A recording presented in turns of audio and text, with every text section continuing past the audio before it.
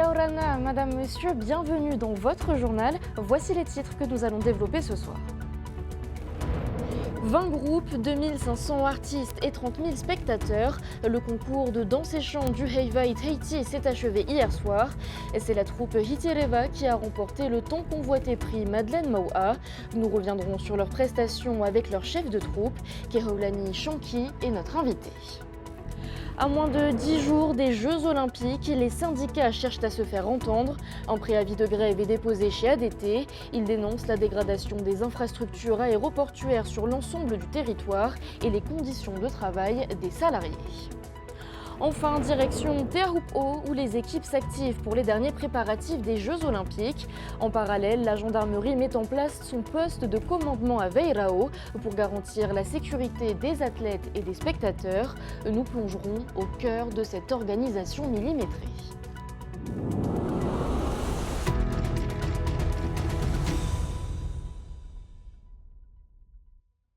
Après 2 semaines de concours, le Heiva Itaiti a livré son verdict hier soir. C'est la troupe Hitireva qui remporte le prestigieux titre Madeleine Maua. Au retour sur les meilleures prestations de cette 143e édition avec Désiré Teivao et Heimanu Manuthei. Premier prix Huratau est attribué à Hitireva.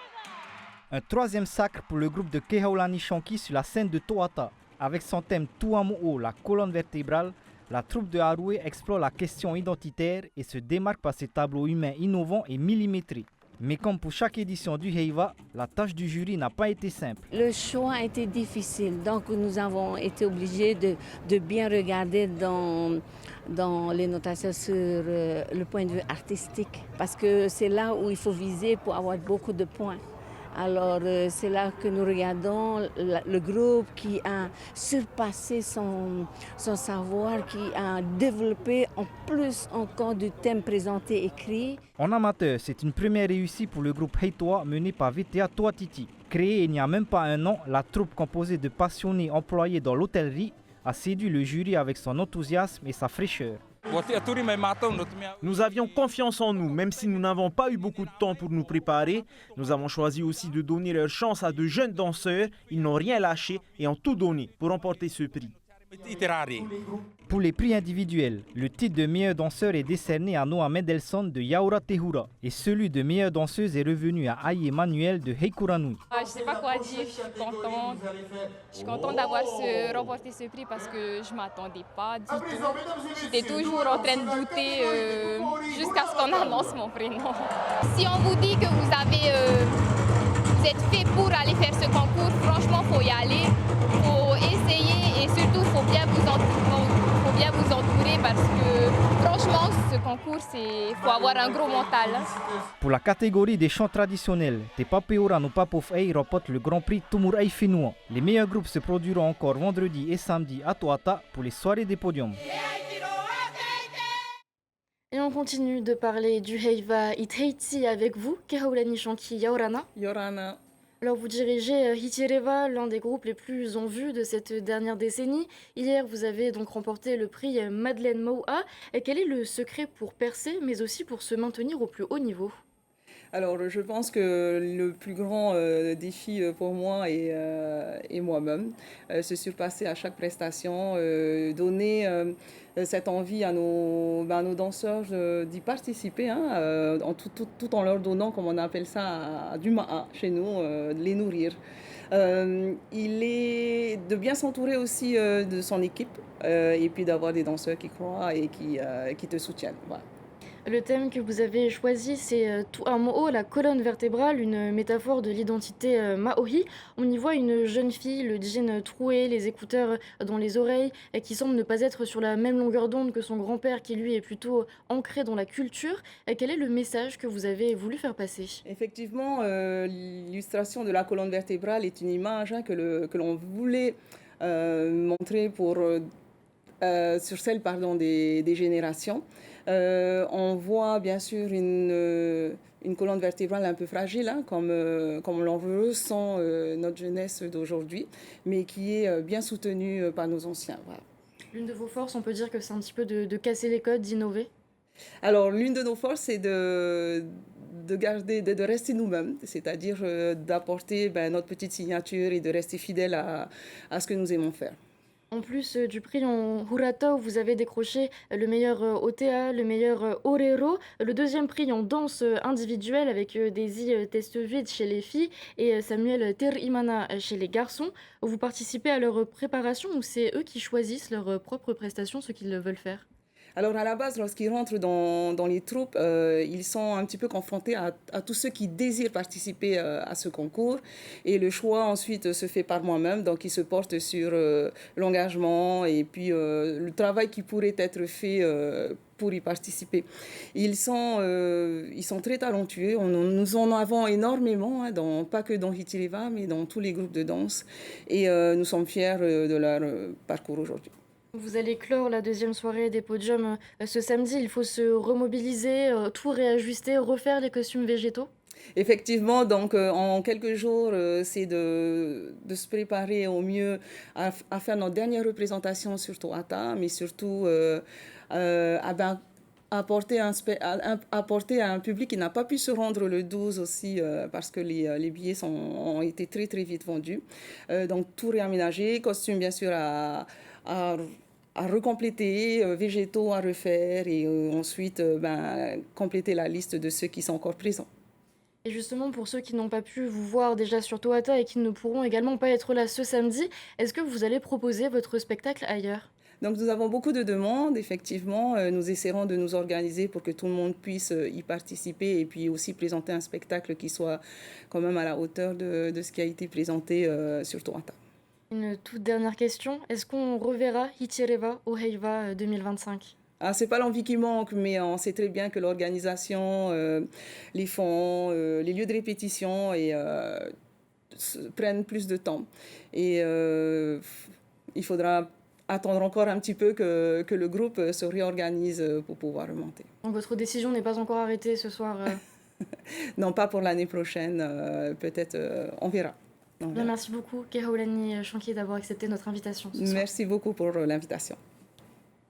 Et du côté des îles sous le vent, c'est la troupe Tamari Hitia, créée il y a seulement 3 ans, qui a remporté le Grand Prix du Heivai Bora Bora. Ils se sont distingués avec leur thème Tifeifei Ora. Nous écoutons Imelda Drolé, la chef de troupe de Tamari Hitia, et Pascal Tematoa, président du comité Heivarau 2024. Ils sont au micro de ATA Terorotua.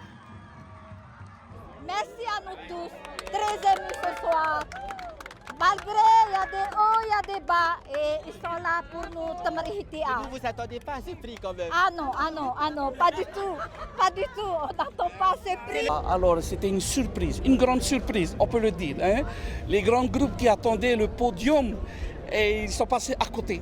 Mais c'est comme ça, c'est le Heiva, il y a toujours un gagnant et il y a toujours un perdant. Ce qu'on peut dire, c'est que notre Heiva, depuis le début du mois de juin, de 21 juin jusqu'à aujourd'hui, tout s'est bien passé. Au volet social, un préavis de grève est déposé à l'aéroport de Tahiti Fa'a. La CSTPFO, la CSIP, OTEI et OOE-To'o-Rima sont signataires. En cause des conditions de travail dégradées et des infrastructures vieillissantes. Mais l'aéroport n'est pas la seule entité où la grogne sociale monte à quelques jours des JO. Laure Philibert, Esther Parau-Cordet. Ils ont installé un chapiteau en bord de route et des panneaux. Une partie des salariés de cette société située à Fareute est en grève depuis samedi. Elle déplore des difficultés pour mettre en place un comité d'entreprise pérenne ainsi qu'une grille des salaires figée depuis 15 ans. On ne voulait pas arriver à là, mais à force de nous, quand on va à la réunion, c'est toujours non. Et si on prend nos syndicats, c'est toujours on ne veut pas de lui. Et à force aussi après d'intimider aussi les travailleurs, on n'est pas fait la grève. Donc les travailleurs ils ont choisi de faire la grève. Chez Aéroport de Tahiti, porte d'entrée au Fénois pour toutes les équipes qualifiées aux épreuves de surf des Jeux Olympiques. C'est un préavis qui a été déposé mardi par 4 centrales, la CSTPFO, OTEI, la CSIP et OOE-To'o-Rima. Aegis était sur place depuis 2010, donc ça fait 14 ans qui sont implantés à l'aéroport. Je me pose la question sur le montant des investissements qui est prévu dans le cahier des charges. Est-ce qu'ils ont honoré jusqu'au bout? Donc les salariés travaillent dans de mauvaises conditions. Là, ils sont à bout. Des pourparlers sont aussi engagés au niveau de l'EPIC Vanille et d'autres structures. Il y a aussi EPIC, l'électricité de Montréal. Et après, bon, il y a aussi le gros problème qui peut-être va arriver sous peu, c'est celui du groupe OPT, où le gouvernement s'acharne à réduire les avantages du personnel. Aujourd'hui, on a pris l'opportunité de déposer les préavis de grève. Bon, les JO arrivent, tout ça. Bon, ça m'étonne que nos préavis de grève vont bloquer les JO et tout ça. Bon, si c'est un levier, tant mieux pour le personnel, ça va se régler assez rapidement. Si aucun accord n'est trouvé, la grève à l'aéroport de Tahiti prendra effet lundi 22. L'aéroport international, les aérodromes et les plateformes aéroportuaires seraient alors concernés. Et l'un des acteurs clés de ce mouvement social est le haut-commissaire qui détient la compétence de l'aviation civile. Nous écoutons les précisions d'Eric Spitz au micro de Valentine Vassel et Merete Atto. J'ai noué un dialogue avec l'intersyndicale qui elle-même en a noué un autre avec le pays. Je les ai reçus il y a peu de temps. C'est un dialogue social de qualité. Je n'ai a priori pas de préoccupation pour la continuité du service parce qu'il existe des modalités pour que le préfet puisse appliquer la continuité du service. Et j'ai bon espoir quand même en l'ouverture d'un dialogue et ce dialogue aboutisse entre la direction d'ADT et les personnels. En politique, 11 jours après les législatives, nos députés ont fait leur entrée parlementaire avec l'élection du président de l'Assemblée nationale. À l'issue d'une journée de suspense, c'est finalement la macroniste Yael Braun-Pivet qui est réélue au troisième tour avec 220 voix contre le candidat de la gauche, André Chassaigne, 207 voix. Une défaite de mauvais augure pour le Front populaire de gauche. S'il était parvenu à se rassembler derrière une candidature unique, le perchoir lui aurait servi d'argument pour intégrer Matignon. On s'intéresse maintenant aux Jeux Olympiques dans notre page spéciale.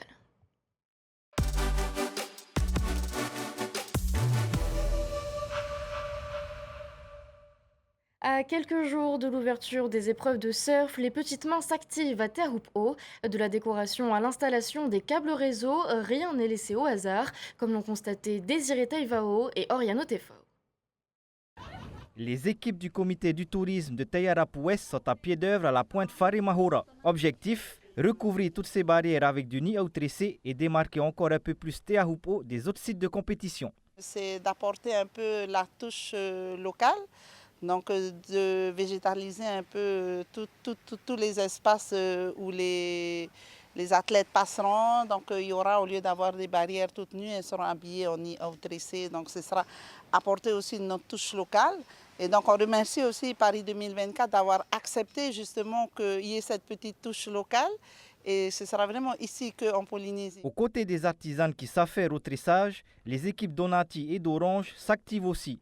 Depuis janvier, 35 agents de l'opérateur local sont sur place. Si le plus gros des travaux est déjà réalisé, ils continuent de travailler sur la sécurisation du réseau. On a upgradé le réseau mobile de façon à pouvoir accueillir le maximum de personnes qui se déplaceront pour l'événement. Ça veut dire que le centre média et tout le village là est en population beaucoup de débit, c'est ça? Mais en fait, on respecte simplement le cahier des charges proposé par Orange. Il y a des directives qui ont été données, tel type de réseau doit être construit en telle date. Donc nous, on déploie un planning, on déploie un réseau par rapport au cahier des charges techniques. Et en fait, c'est le cahier des charges global des Jeux. Le village du bout de la route a encore un peu plus d'une semaine pour terminer sa mue pour les Jeux Olympiques. Et pour vous rendre sur les différents sites, du 26 juillet au 5 août, les bus Tere Tahiti seront gratuits sur l'ensemble de l'île de Tahiti. Tous les usagers des 21 lignes pourront en bénéficier sans distinction. À noter qu'aucun voyage ne sera déduit des cartes prépayées durant cette période.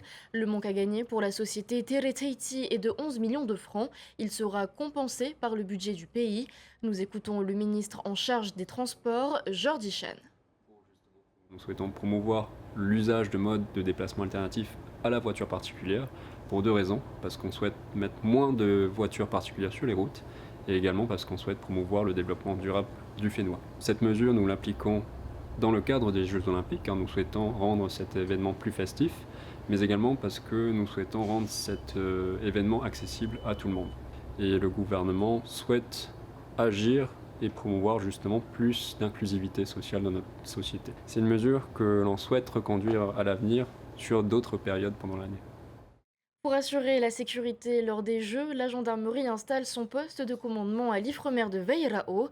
Parmi les différents services dépêchés sur place, il y a la section opérationnelle de lutte contre les cybermenaces. Thomas Chabrol et Heymanou Manouthey ont rencontré ces spécialistes des télécommunications et des transmissions. Regardez. Radio, téléphonie et informatique, les gendarmes de la section de lutte contre les cybermenaces installent un réseau complet de télécommunications sur le site de l'Ifremer. Depuis 2 ans, ces spécialistes se préparent pour les Jeux Olympiques. Entre mer et montagne, il a fallu déployer plusieurs relais pour obtenir une couverture optimale et sécurisée de Papara à Teahupo. Dès qu'il y a un événement d'ampleur, la gendarmerie met toujours en place un réseau, enfin différents réseaux, un réseau informatique, téléphonique et radio. Donc cette antenne va permettre de couvrir la zone de la vague et de couvrir également toute la zone sur Terre où il va y avoir les gens, les fan zones, et pour mettre en relation tous les différents services qui vont être employés pour les JO et pour le surf. Ce réseau permettra au centre de commandement installé ici de garder le contact avec tous les services de la gendarmerie présents sur le site des Jeux, sur terre et en mer. Ces gendarmes se dotent de moyens techniques comme ces relais portables et ces antennes. L'un des principaux moyens de communication, ce sera la radio, imperturbable, quelles que soient les conditions météo. Justement, c'est pour ça qu'on a fait des tests pendant 2 ans. Et ça nous a permis justement de rajouter des relais. Et là, on est efficient dans tous les... Là, aujourd'hui, c'est un temps qui n'est pas porteur. Mais ça nous permet d'avoir un réseau radio complètement efficient. Les cybermenaces sont aussi le cœur de métier de ces techniciens des télécommunications. Ils ont la capacité d'intercepter les drones interdits de survoler les sites des Jeux et notamment la vague. On a une liste des drones amis et tous ceux qui ne sont pas sur cette liste des drones amis sont considérés comme des drones ennemis. À savoir qu'à ce moment-là, on a la possibilité de détecter la position du télépilote, mais aussi la position du drone, et envoyer une équipe pour l'intercepter le télépilote s'il n'a rien à faire sur cette zone-là. Pas moins de 250 gendarmes seront mobilisés sur la zone tout au long de ce grand événement sportif. Voilà pour l'actualité liée aux Jeux Olympiques.